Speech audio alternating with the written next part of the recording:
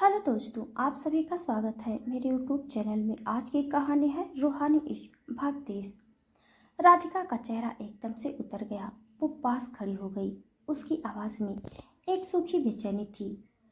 आप इतनी सुबह ही काम में लग गए? मतलब आज भी आप आराम नहीं कर रहे हैं? आपका सिर भारी तो नहीं है? शिविन ने अब आकर आईपैड नीचे रखा।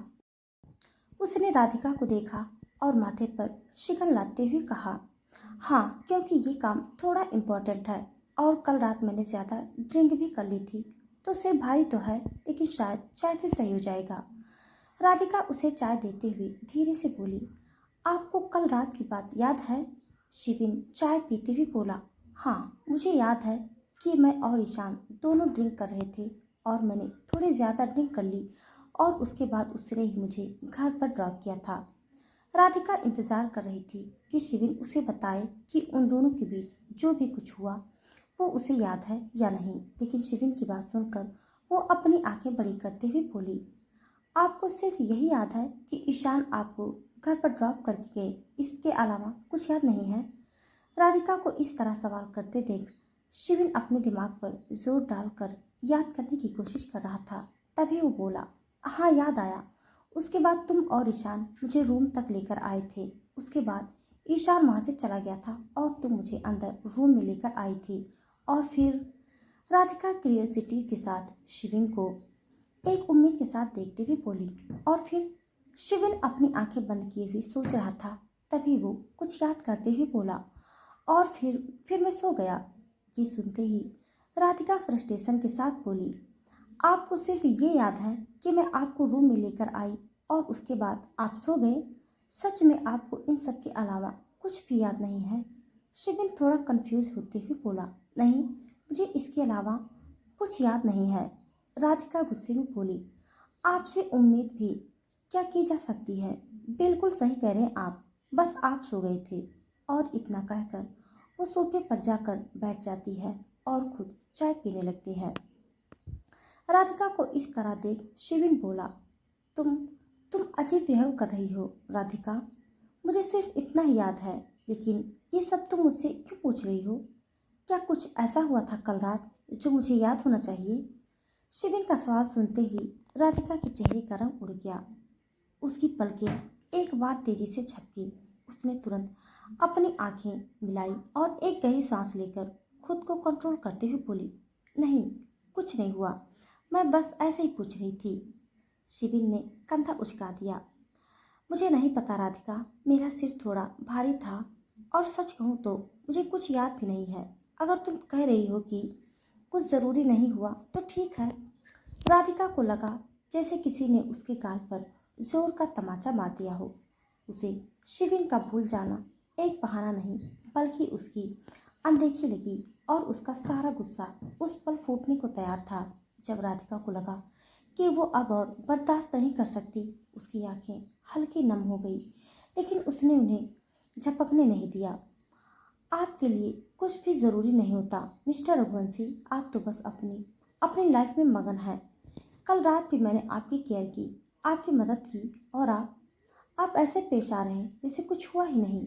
आपको अपने काम, अपनी मीटिंग्स, अपने रुतबे के अलावा और कुछ दिखाई नहीं देता। यह सुनकर शिविन राधिका के पास बैठते हुए टेंसिंग टोन में बोला, मुझे ऐसा क्यों लग रहा कि आप मुझसे कुछ छुपाने की कोशिश कर रही हैं, क्योंकि जिस तरह आप बिहेव कर रही हैं इससे मैं साफ कह सकता हूँ कि शायद हमारे बीच कुछ ऐसा हुआ जो मुझे भूलना नहीं चाहिए था। और क्योंकि अब मुझे मुझे याद नहीं है तो आपको गुस्सा आ रहा है, और आप मुझे खुद ही बता दीजिए कि ऐसा क्या हुआ। राधिका बिना शिविन की बात का जवाब दिए वहां से उठकर जाने लगी, लेकिन तभी शिविन उठते हुए राधिका का हाथ पकड़कर उसे अपने पास खींच लेता है। आपको क्या लगता है कि मैं उस प्रेशियस मोमेंट को इतनी आसानी से भूल जाऊंगा? वो पल जो हम दोनों के लिए इतना खास है, आपको लगता है कि मैं उसे भूल जाऊंगा? राधिका शिविन को देखते हुए बोली, इसका मतलब? शिविन उसकी बात को बीच में काटते हुए बोला, इसका मतलब है कि हम दोनों के बीच रात जो भी हुआ वो मुझे याद है। वो पल मुझे याद है शुरू से लेकर आखिरी तक, और मैं उस वक्त नशे में नहीं बल्कि होश में था। मुझे पता था कि मैं क्या कर रहा हूँ। वो सिर्फ कोई नशे में की गई गलती नहीं थी। ये सुनकर राधिका का चेहरा लाल हो गया। इसका मतलब आप इतनी देर से जानबूझकर कुछ भी याद ना रहने का नाटक कर रहे थे मिस्टर रघुवंशी, और मेरे सामने इनोसेंट बन रहे थे कि आपको कुछ याद भी नहीं है। और कल जब आप होश में थे तो आपने मेरे साथ वो सब क्यों किया? क्योंकि आप भी अच्छे से जानते हैं मैंने आपको अभी तक अपना पति नहीं माना। ये सुनकर शिविन इस्माइल के साथ बोला, कोई बात नहीं, अगर अभी तक पति नहीं माना है तो अभी मान लेते हैं। इतना कहकर वो राधिका की तरफ अपने कदम बढ़ा देता है। जैसे जैसे शिविन राधिका के नज़दीक आ रहा था वैसे ही राधिका उससे पीछे हटती जा रही थी जब तक वो दीवार पर लग गई। अब राधिका के पास बचने का कोई रास्ता नहीं था। उन दोनों के बीच सिर्फ हवा जितनी दूरी थी। शिविन राधिका की धड़कन महसूस कर पा रहा था। शिविन राधिका की आंखों में देखे जा रहा था और धीरे धीरे उसके होठों के करीब जा रहा था। लेकिन तभी राधिका आंखें बंद करके अपना चेहरा साइड में कर लेती है, जिससे शिविन के चेहरे पर एक स्माइल आ जाती है और वो उसके चेहरे पर किस करके उससे दूर हो जाता है और स्माइल करते हुए बोला, रात को मिलते हैं मिसेस रघुवंशी। और इतना कहकर वो रूम से निकल जाता है। राधिका उसे देखे जा रही थी। उसका चेहरा शर्म से बिल्कुल लाल हो चुका था। वो अपने चेहरे पर हाथ रखकर जो भी अभी हुआ सोची जा रही थी। लेकिन अगले ही पल उसके चेहरे पर एक स्माइल आ जाती है। दोपहर का वक्त, शिविन का office. Shivin Ishaan conference room में बैठे थे। तभी केशव अंदर जाकर उसके पास खड़े होते हुए बोला, सर, कबीर मल्होत्रा वापस इंडिया आ रहा है। कबीर का नाम सुनते ही ईशान और शिविन केशव की तरफ देखते हैं। जी सर, मुझे अभी पता चला है कि वो आज ही इंडिया आ रहा है। उसने दुबई से अपना पूरा बेस इंडिया शिफ्ट कर लिया है और अब ये पहले से ही ज़्यादा पावरफुल है। कबीर मल्होत्रा वो नाम था जिसने 7 साल पहले शिविन के बिजनेस साम्राज्य को चुनौती देने की कोशिश की थी। लेकिन शिविन ने न सिर्फ उसका बिजनेस बंद करवाया था बल्कि उसे देश छोड़ने पर मजबूर कर दिया था। कबीर उस हार को कभी नहीं भूल पाया। वो एक टॉप बिजनेसमैन होने के साथ साथ चालाक, क्रूर और गैर कानूनी काम करने वाला एक खराब कैरेक्टर का इंसान था। इसकी ताकत से मुझे डर नहीं लगता, शिविन ने शांत लेकिन मजबूत लहजे में कहा। लेकिन अब मेरे पास कुछ ऐसा है जो पहले नहीं था, क्योंकि वो अच्छे से जानता है कि वो मेरा कुछ नहीं बिगाड़ सकता। लेकिन उसे जैसे ही इस बारे में पता चलेगा कि राधिका मेरी पत्नी है तो वो उसको नुकसान पहुंचाने की पूरी कोशिश करेगा और हम इस बात को ज़्यादा लंबे समय तक छिपा नहीं पाएंगे। तो इसीलिए राधिका की सिक्योरिटी डबल कर दो। वो कहीं भी अकेले नहीं जा सकती। घर में भी और बाहर भी हर जगह टाइट सिक्योरिटी हो। और इस बात का खास ध्यान रखो कि राधिका की वो किसी भी तरीके से कोई भी इंफॉर्मेशन न निकाल सके और कोई भी घर के अंदर न आ सके और न ही कोई वहां से निकल सके। और उस कबीर पर नजर रखो।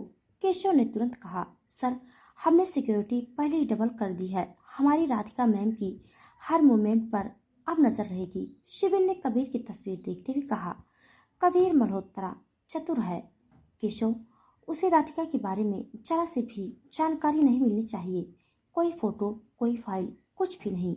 ईशान बोला, तुम चिंता मत करो शिविन, हम हर चीज पर ध्यान रखेंगे। और अगर उसने राधिका को नुकसान पहुंचाने की कोशिश भी की तो इस बार ये दुबई वापस नहीं जा पाएगा। शिविन ने अपना हाथ मुद्री में खींच लिया। अब उसकी चिंता उसके बिजनेस की नहीं थी। अब उसकी चिंता सिर्फ उसकी राधिका की थी, उसे पूरी दुनिया से बचाना। इधर शिविन अपने ऑफिस में राधिका की सिक्योरिटी को लेकर एक मजबूत दीवार बना रहा था और उधर राधिका, जिसे शिविन ने घर से बाहर न निकलने की सख्त हिदायत दी थी, वो थोड़ी हवा खाने के लिए और कुछ पूजा का सामान लेने के लिए बाजार में निकल चुकी थी।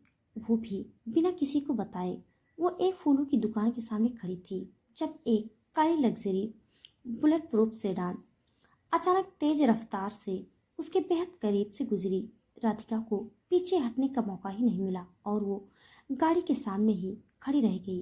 गाड़ी ने जोरदार ब्रेक लगाई। गाड़ी के पीछे से दो भारी भरकम सिक्योरिटी गार्ड तेजी से बाहर आए और उसमें से एक राधिका को देखते हुए चिल्लाने वाला था। देखकर नहीं चल सकती, लेकिन उससे पहले कि गार्ड कुछ बोल पाता, पीछे की सीट पर शीशा नीचे हुआ बैठा अंदर इंसान व्यक्ति बेहद हैंडसम महंगे इटालियन सूट में अपने दाहिने हाथ के एक इशारे से गार्ड को चुप करा देता है। उसकी आंखों में एक अजीब सी तीव्रता थी, पर होठों पर एक आकर्षक मुस्कान। वो राधिका को देखता रहा। पहली नजर में ही उसे राधिका की सादगी, उसकी घबराहट और उसकी खूबसूरती बहुत पसंद आ गई। अरे, आप ठीक तो हैं मिस? मेरी गाड़ी ने आपको डरा ही दिया लगता है। उस आदमी की आवाज बेहद स्मूथ और पावरफुल थी, पर लहजे में एक नरमी थी। राधिका ने अपने आप को संभाला। नहीं, मैं ठीक हूँ, मेरी गलती थी, मैं गाड़ी के सामने आ गई। गलती तो ड्राइवर की थी, मुझे माफ करना। मैं कबीर मल्होत्रा हूँ। आपका नाम? कबीर ने अपनी आंखों में एक शरारत भरी मुस्कान के साथ कहा। राधिका।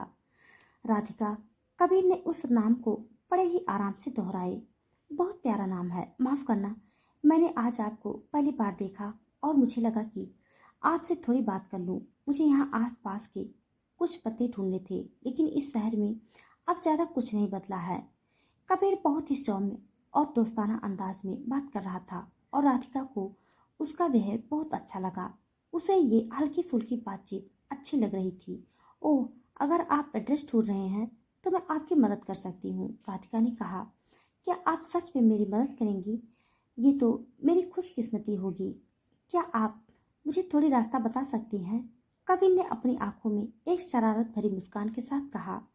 राधिका ने उसे पास के एक लैंडमार्क तक का रास्ता बताया। ठीक है, मुझे अब घर जाना है। आपसे मिलकर अच्छा लगा, कबीर। कबीर ने अपना दरवाजा खोलते हुए कहा। क्या आप मुझे एक मौका देंगी? मैं आपको आपके घर तक छोड़ देता हूँ। ये मेरे लिए खुशी की बात होगी। राधिका को लगा कि इतनी जल्दी किसी अजनबी से लिफ्ट लेना ठीक नहीं है। नहीं, मैं पैदल ही जाना पसंद करूंगी, लेकिन शुक्रिया। ठीक है राधिका, मुझे उम्मीद है हमारी मुलाकात फिर होगी। कबीर ने एक लंबी गहरी नजर राधिका पर डाली, जिसमें एक अजीब सी लालसा थी। फिर शीशा ऊपर किया और गाड़ी आगे बढ़ गई। राधिका मुस्कुराती हुई अपने घर की ओर चल दी। इस बात से अनजान की वो बस अपने पति के सबसे बड़े दुश्मन से मिलकर आ रही थी। कबीर मल्होत्रा का सीक्रेट मेंशन। शाम ढल चुकी थी। कबीर मल्होत्रा अपने शानदार मेंशन के सोफे पर बैठा था, एक हाथ में महंगी स्कॉच का ग्लास और दूसरे में सिगार। सामने उसका सेक्रेटरी विक्रम सिर झुकाए खड़ा था। कबीर ने धीमी लेकिन कठोर आवाज में कहा, विक्रम, आज मैंने एक लड़की को देखा। विक्रम ने कुछ देर चुप रहने के बाद कहा, जी सर, उसका नाम राधिका है। वो इस शहर में मैंने अब तक देखी सबसे अनमोल चीज है। कबीर ने ग्लास का एक घूंट लिया। उसकी आंखों में अब वह दोस्ताना चमक नहीं थी, बल्कि गहरी काली जिद थी।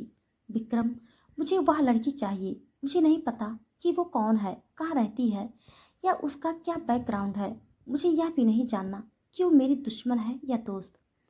कबीर ने अपने सोफे से खड़े होकर खिड़की के बाहर फैले शहर के नज़ारे को देखा। बस मुझे ये पता है कि वो मेरी होनी चाहिए। वो पलटकर विक्रम की ओर बढ़ा।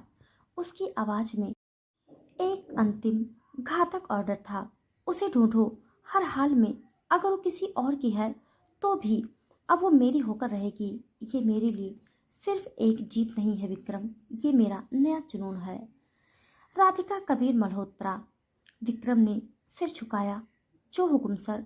कबीर ने मुस्कुराकर सिगार का धुआं हवा में छोड़ा। शाम का वक्त, रघुवंशी मेंशन। राधिका बालकनी में बैठी हुई किताबें पढ़ रही थी और कुछ लिख रही थी। वो पूरी तरह से किताबों में खोई हुई थी। तभी उसकी नज़र नीचे खड़े शिविन पर पड़ी, जिसके सामने एक लंबी कतार में बॉडीगार्ड खड़े थे। शिविन इशारे के साथ उन सभी को कुछ जरूरी इंस्ट्रक्शन दे रहा था। राधिका सोचते ही बोली, इतने सारे लोग यहाँ क्या कर रहे हैं? वो ये सब सोच ही रही थी, तभी उसकी नज़रें सेविन पर टिक जाती हैं, जिसने व्हाइट शर्ट और ब्लैक पैंट पहनी हुई थी। उसने अपने शर्ट की बाजू फोल्ड की हुई थी, हाथों में सिल्वर कलर की घड़ी थी और शर्ट के दो बटन खुले हुए थे, जिसमें उसके मस्कुलर बॉडी दिखाई दे रही थी। ये सब शिविन को इतना अट्रैक्टिव बना रहे थे कि किसी की भी नज़र एक बार शिविन पर टिक जाए तो वो दोबारा से हटा नहीं पाई। कुछ देर बाद शिविन जैसे ही सब इंस्ट्रक्शन देकर अंदर जाने लगा तो राधिका जल्दी से अपना ध्यान वापस अपनी किताबों में लगा लेती है। रूम में आते ही शिविन की नज़रें राधिका पर पड़ती हैं। शिविन उसके पास वाली चेयर पर बैठकर बोला, तुम इस वक्त यहाँ क्या कर रही हो? राधिका शिविन को देखते हुए बोली, जैसा कि आप देख सकते हैं कि मेरे हाथ में किताब है, तो इसका मतलब कि मैं यहाँ पर पढ़ रही हूँ।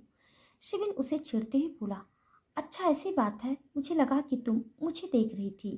राधिका, पर आपको ऐसा क्यों लगता है कि मैं हर वक्त बस आपको ही देखती रहती हूँ? आप में इतना भी कुछ खास नहीं है। शिविन मुस्कुराते हुए बोला, ऐसा कहना तो गलत होगा क्योंकि तुम्हारी नज़र मुझसे हटती ही नहीं है और मेरे पास आने पर तुम्हारी धड़कनें बढ़ने लगती हैं और उसके बाद भी तुम कहती हो कि मुझ में कुछ खास नहीं है। राधिका बस शिविन को एक नज़र घूरती है लेकिन उसके बाद उसका कोई जवाब नहीं देती। वैसे ये इतनी सिक्योरिटी किस लिए है?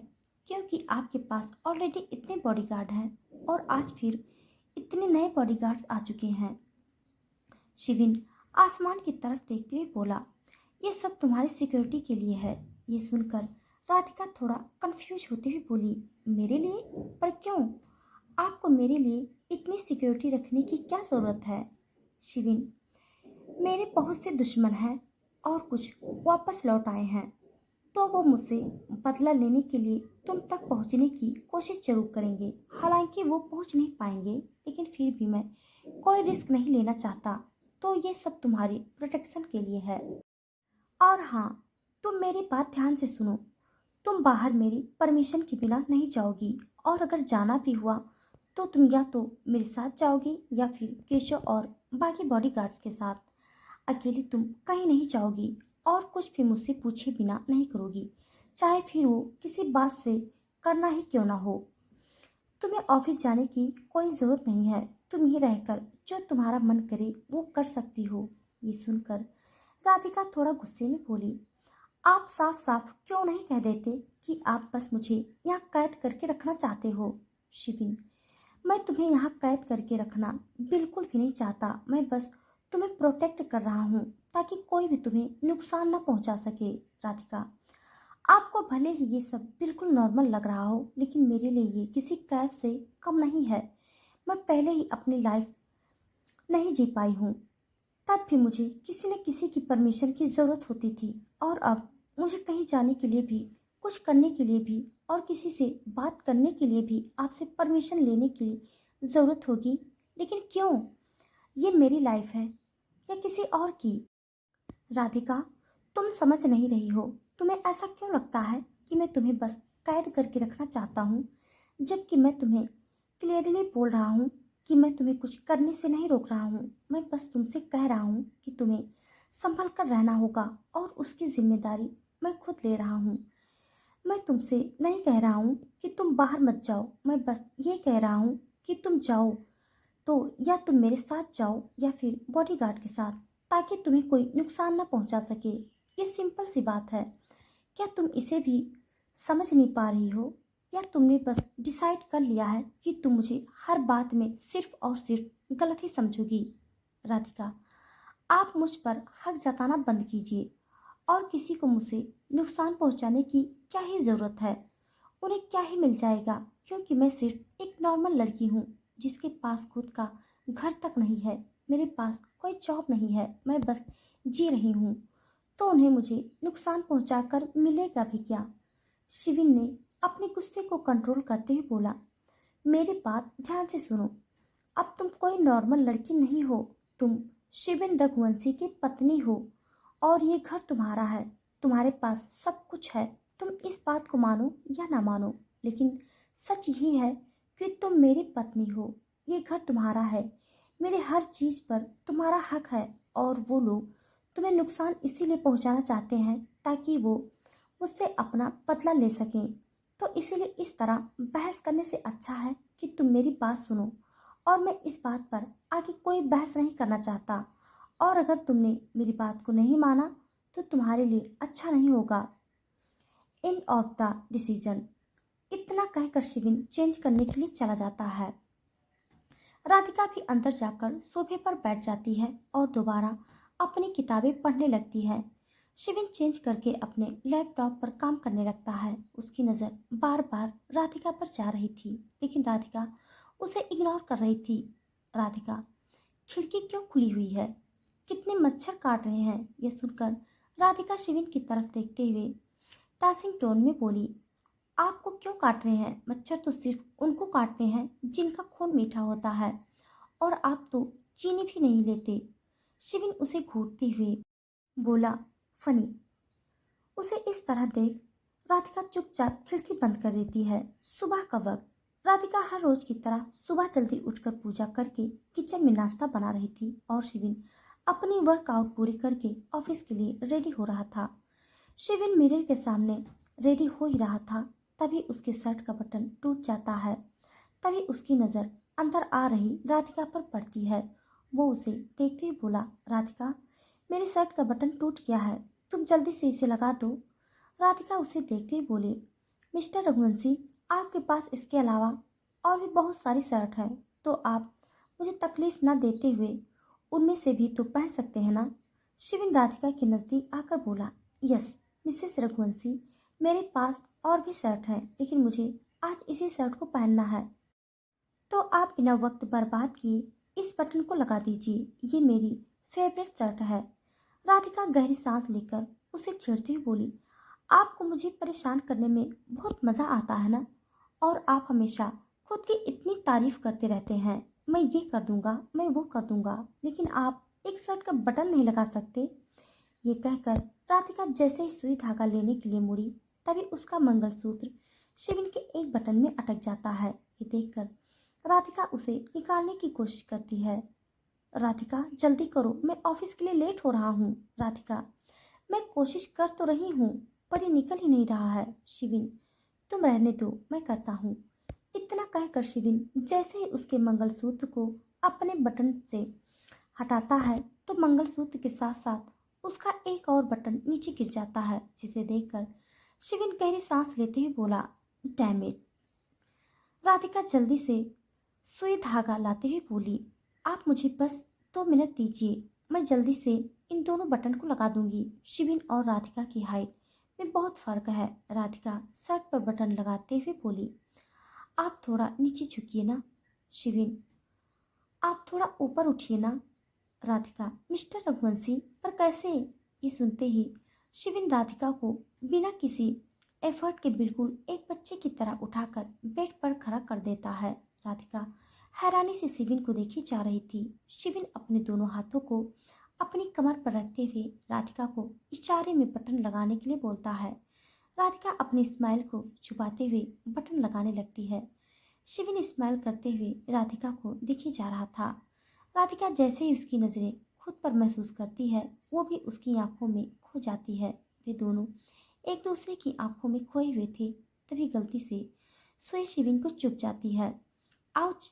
राधिका घबराते हुए शिविन को देखते हुए, सॉरी सॉरी, ज़्यादा जोर से चुभी क्या? शिविन नाटक करते हुए बोला, हाँ बहुत जोर से चुभी, यहाँ। ये कहकर वो अपने चेहरे की तरफ इशारा करता है। राधिका उसे इस तरह नाटक करते देख उसके चेस्ट पर धीरे से मारा। झूठे कहीं के, कहीं नहीं चुभी। शिविन उसके हाथ को पकड़कर उसे खींचते हुए बोला, अगर चुप जाती तो? राधिका, चुभी तो नहीं ना? झूठ क्यों बोला? शिविन, कुछ देखना था। राधिका, क्या देखना था?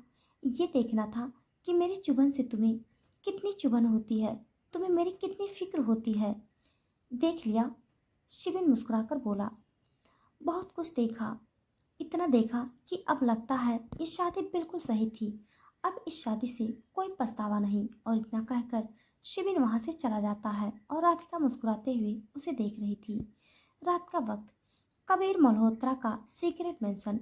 कबीर मल्होत्रा अपने मेंशन के टॉप फ्लोर पर बने ओपन प्लान में बैठा था। शहर की जगमगाती लाइट्स उसके सामने एक कालीन की तरह बिछी थी। उसके चेहरे पर एक बेसब्री थी जो मैगी स्कॉच की चुस्कियों के बावजूद शांत नहीं हो रही थी। तभी विक्रम दरवाजा खोलकर अंदर आता है। उसके हाथ में एक स्लिक एनक्रिप्टेड टैबलेट थी। सर, मैंने राधिका के बारे में जानकारी निकाल ली है। मैं उनके बारे में कुछ ज़्यादा पता नहीं कर पाया, लेकिन मैंने फिर भी किसी तरह से कुछ इन्फॉर्मेशन निकाली है और वो शायद आपको ज़रूर पता होनी चाहिए। मैं उनके पास्ट के बारे में कुछ नहीं जानता क्योंकि कहीं पर भी उनके बारे में कोई इन्फॉर्मेशन नहीं है।